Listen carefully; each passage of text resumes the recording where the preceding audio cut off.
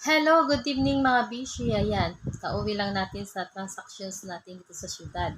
So, mayroon akong mayroon akong payo sa inyo guys ha.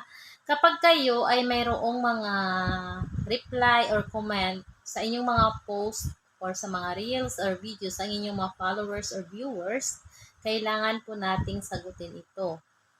Wag lang yung sunod-sunod kasi guys, kalimitan is na-restrict tayo, di ba? Kapag sunod-sunod kasi nagiging spam siya. So, kailangan mayroon ding interval. Bakit pahalaga na sagutin natin ang mga tanong ang mga comments ng ating mga followers? Okay, meron akong i-share sa inyo ayon sa research. Kasi meron akong ginamit na artificial intelligence, guys. Ang pagsasagot sa mga komento ng iyong mga audience sa iyong mga post ay mahalaga sa ilang mga dahilan. Unang-una, pakikilahok at ugnayan or yung tinatawag nating engagement. Ang pagtugon sa mga komento ay nagpapakita na pinahalagaan mo ang iyong mga audience or yung mga opinion ng iyong mga audience. Ang aktibong nakikilahok sa kanila. Ibig sabihin, pinapansin natin sila, hindi yung iniitsapwera lang natin. Kasi kailangan natin guys na pansinin ang ating mga audience dahil sila ang magpapataas ng views natin. Sila yung magpapataas ng ating dashboard at ng kita natin. Lalo na kung tayo ay monetize na. Ito ay nakakatulong sa pagbuo ng mas malalim na ugnayan at komunidad na nagpapadama sa iyong mga audience sa kanilang pinapahalagahan at napapakinggan. Okay. Kaya guys, kapag kayo ay may nag-comment sa inyong mga reels, videos, or sa inyong mga posts, replyin nyo. Find time to reply, hindi yung ini-ignore nyo. Kasi ako guys, naranasan ko na rin ma-ignore. Kasi nga, di ba, nagko-comment ako sa mga videos na pinapanood ko. Mga million views na sila kasi, mga followers nila is million na. Siyempre nakakalungkot din na hindi tayo napapansin ng ating mga idolo, di ba? Pangalawa, panatilihin ang pagganap ng audience. Kapag nakipag-ugnayan ka sa iyong audience, ito ay nagpapalakas ng kanilang koneksyon at nagsisilbing inspirasyon sa kanila na manatiling konektado at patuloy na sumubaybay sa iyong nilalaman.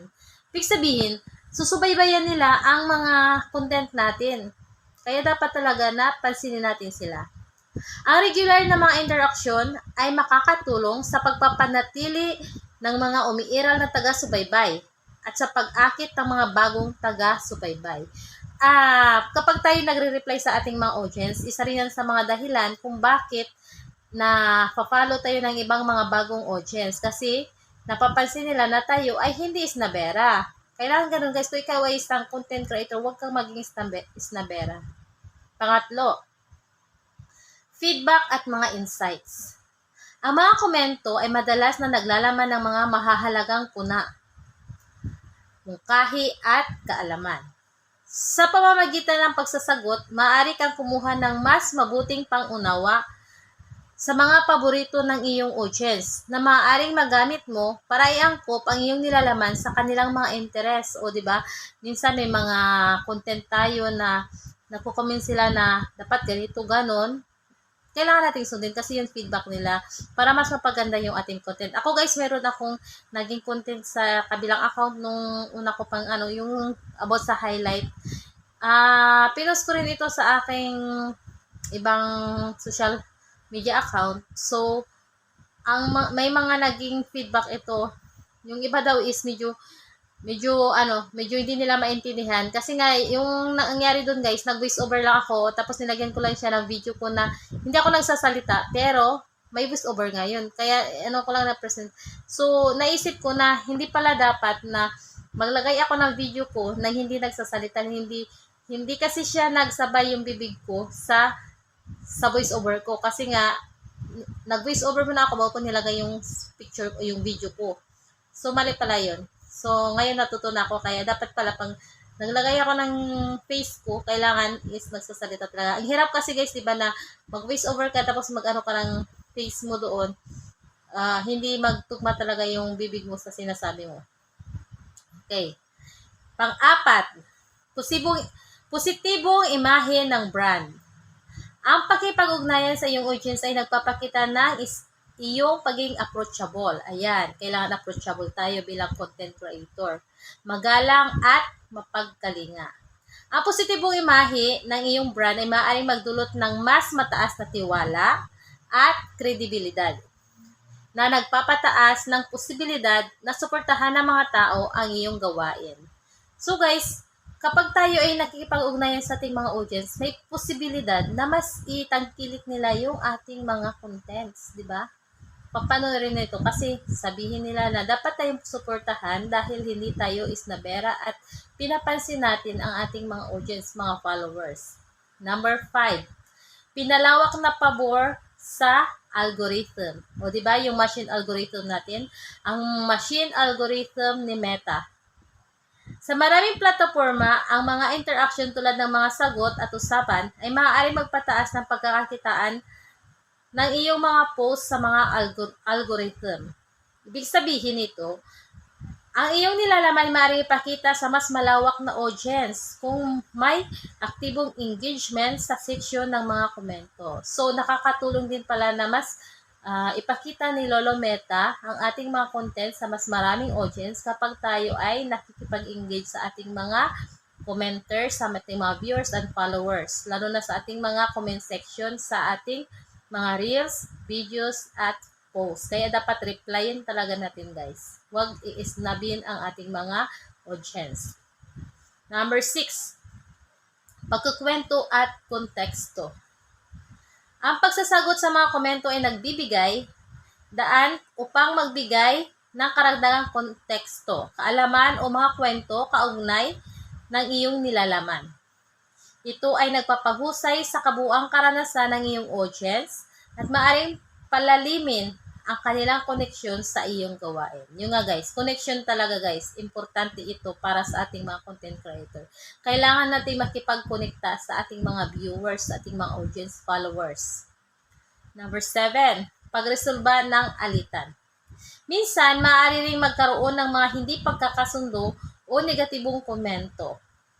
Ang pagtugon ng mahinahon at may respeto ay maaaring makatulong upang maibsan ang mga alitan at ipakita ang iyong professionalismo. So, ibig sabihin guys, kahit may nag-comment sa atin na hindi maganda, kagaya sa akin nakaraan, di ba?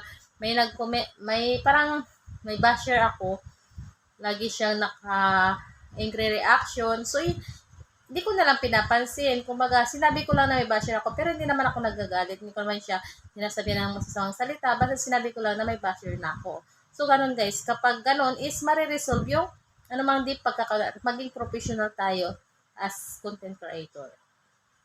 Number 8, networking at mga pakikipag-collaborate.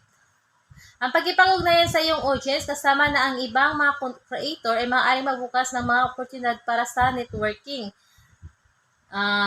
mga pagsasama at mga partnership na nagpapalawak sa iyong sakop malawakang mga ideya sa paglikha. So, guys, ito din ay